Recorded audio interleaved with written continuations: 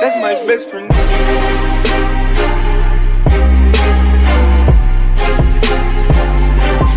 That's my best friend. What's up, everybody? It's your boy Demo Flips. You already know. So check it out. I want to start a new thing here today. All right, we're gonna call it Money Mondays. So when I look at other people's YouTube channels, right, I want to see basically what I'm looking for is, you know, what they purchased the car for, what they sold it for, what went into the car from the time they purchased it to the time they sold it, and the amount of time it took to sell it. I don't necessarily care how they fixed the car and stuff like that. That is not a big deal to me. I'm not a mechanic, so I don't care. If I want to figure out like how to fix a car, then I'll Google that, and then I'll, you know, let Leroy know or whatever. It doesn't matter. So that's number one. So this is the first, I don't want to say episode, but this is the first video in Monday Mondays. All right? No, that's Monday Mondays. In Money Mondays. So with that being said, one other thing I want to address, and it has to do with this vehicle. First of all, can you take a guess out of the 3 cars that I've had forever, which one sold? Was it the 2009 Ford Explorer? Was it the 2008 Pontiac G5? Or was it the 2002 Suzuki XL7? All right, I want you guys to take a guess which one you think sold, or which one this video has to do with. So leave it in the comments below. Let me know if you were right or not. But let me say this. Those 3 cars I've had for a long time. And what I want to say to you is, if you're a newbie getting into this, you need to understand, not just because you buy a car and you put it out as clean as it is or anything like that, that means that you're going to sell it in any amount of time, okay? The Explorer I had for about 8 months. The G5 probably about 4 or 5. And the same thing for the Suzuki. All right. So with that, So with that being said, what I want to say to you is, don't get into this game thinking, oh, I'm just going to buy a car, put it out there, I'm going to win, and that's going to be the end of the story. That's not the case, guys. That's not the case at all. You're going to find that you're going to buy cars, and sometimes they might sit. That's just the way it works, okay? So without further ado, let's get into the reason why you clicked on this channel, onto this video. I sold, and this is the last time, I'm going to say it now. Put your comment below. Hit pause. Put the comment below. We sold the 2009 Ford Explorer. Who got it right? Don't lie to me. Don't lie to Dave. Don't do it. Anyway, we were into that car for about $1,800 from the day we bought it. Picked it up in Melbourne, Florida. Did the whole test drive. It was one of the first cars I bought on this channel. With that being said, managed to sell it for $3,400 take home, okay? But from the time I don't know why my arm is hurting. Let me see if I can switch this up, because this is kind of crazy today.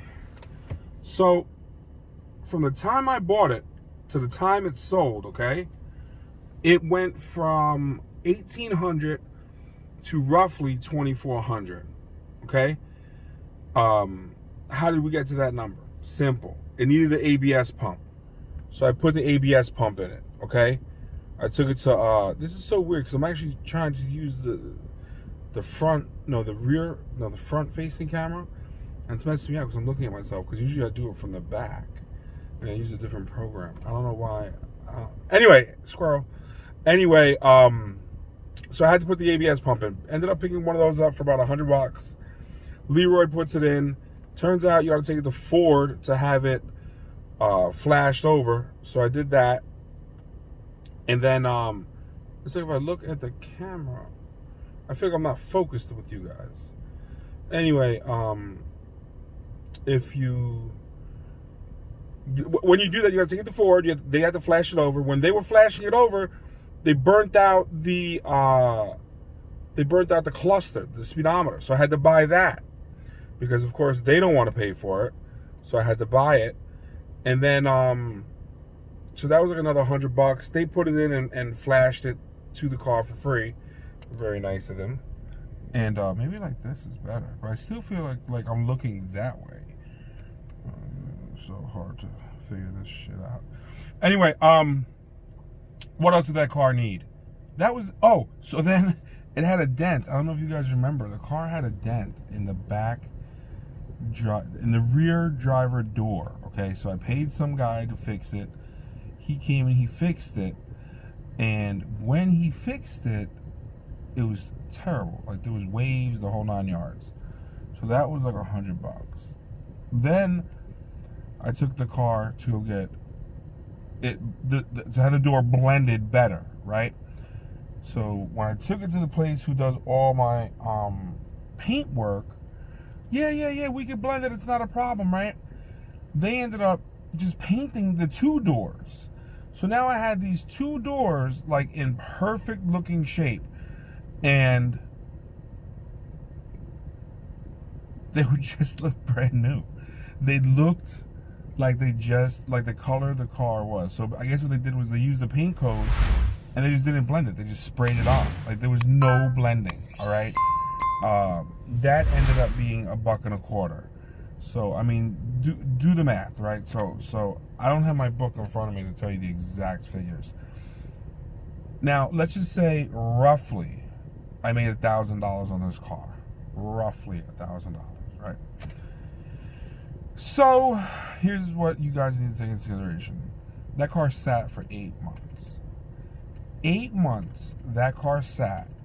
That means that all that money I have invested, let's just say $2,400. 1, 2, 3. No, it's not even $2,400 because it's more than that. Let's see. Let's just do everything in like hundreds, right? Because we know it's more than that. So let me just try to figure this out top of my head. Like the ABS pump was 100. Ford flash, I think, for $1.25. So there's $225. 100 for the speedometer. There's $325. Ford flash it for free. The blending was 100, so there's $4.25, and then $125 to reblend it. So there's $550. So $550 on top of 18 is what? All right, yeah. So $2,350. No, all right. You know, I was close. So let's say 24. Fuck it, let's say 24. So $2,400, right? Sold for 34. It sounds like it's a good profit. It's $1,000, right? And in all honesty, it's not bad. I would not be mad. I'm not mad to begin with. But what I want to let you guys know is it's 8 months to make $1,000. 8 months. So with that being said, you divide 1,000 by 8. You made like what did you make? $125 a month on that investment. That's less than 10%. It's terrible. It was terrible. In that situation, guys, what I want to let you know is, here's what you should do. Here's what I should have done. I should have seen the way the car came in, right? You got to fix the ABS because that's just safety issues, okay? So with that being said, I should have seen that the car wasn't selling for the $4,200 that I had it listed for, which was still $800 less than the cheapest one in my area. I could have raised my car up to be competitive because they were selling their cars to be competitive, or do what I did and just drop it down to dump it. It got to the point with that car where I just wanted to dump it, just get it gone, okay? You understand what I'm saying to you? I wanted that car gone. I was disgusted with it. I didn't want to look at it no more. And I knew I wasn't going to take a loss. But in the same token, when you get a car on your lot and you start considering buying it for yourself, yo, the car's been there long enough, okay? The car has been there long enough. Realistically speaking, a car should not be on your lot, my opinion, for more than 3 to 4 weeks, okay? If it's there for 3 to 4 weeks and you're not getting hits and nothing else, you need to reassess. At that point, take down all your ads. Take down all your ads. Go get the car rewashed or redetailed. You really shouldn't get it redetailed, but at least get it rewashed, okay? Redress the tires. Redo the windows, okay? Take new photos of it and put it up for sale again. All right, figure out, hey, you know what? Maybe I was too competitive, so let me raise my prices closer to what everyone else has it, or let me go even lower and blow it out. Don't use the same photos, because people who have memory, they're like, oh, I've seen that car before. No one wants it because they've seen it for the last 3, 4, 5 weeks. They're like, oh, something must be wrong with it, because I'm sure someone has seen it. How many of us have gotten that question? Oh, how many of us have said, oh, you know, yeah, I've had people look at it, or I got people coming to see it, and then there's no shows, and someone comes like, oh, why didn't they buy it? Why didn't they take it? Oh, now you don't say that, and you're just like, oh yeah, you're the first one. The car's been listed for 4 days. Everyone in their head thinks that they have this bargaining chip ahead of it, like on top of you. You know what I'm saying? So, with that being said, guys, 3 weeks, 4 weeks, you still have it. Take it down. Wait a week. During that week, drive it. Enjoy it. But then have it re-detailed. We'll say that. Just have it re-detailed and take new pictures of it somewhere totally different.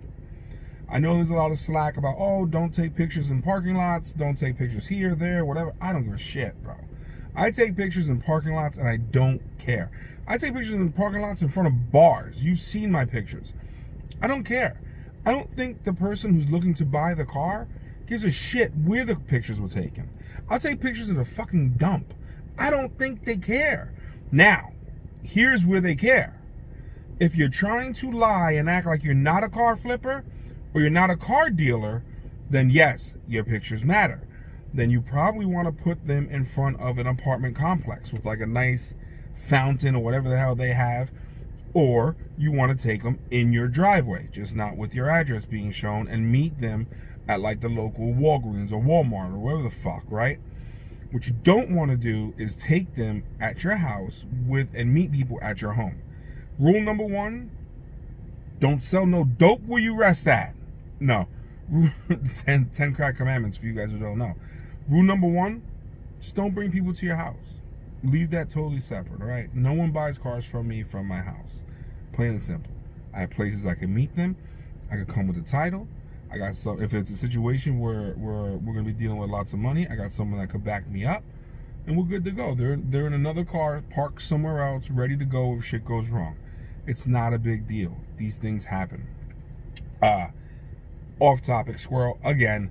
Guys, the car sold $3,400. I made $1,000, but it took 8 months. Totally, to me, not worth it. You let me know if it was worth it. I don't think so. Money's back in the bank, ready to reinvest in something else.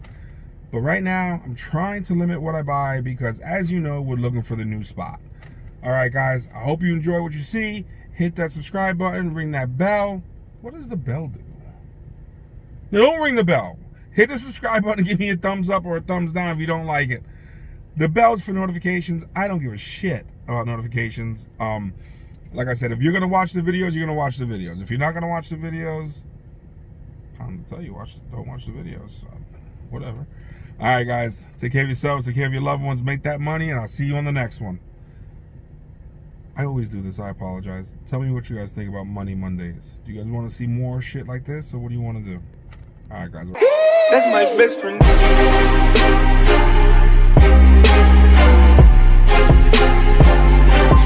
That's my best friend.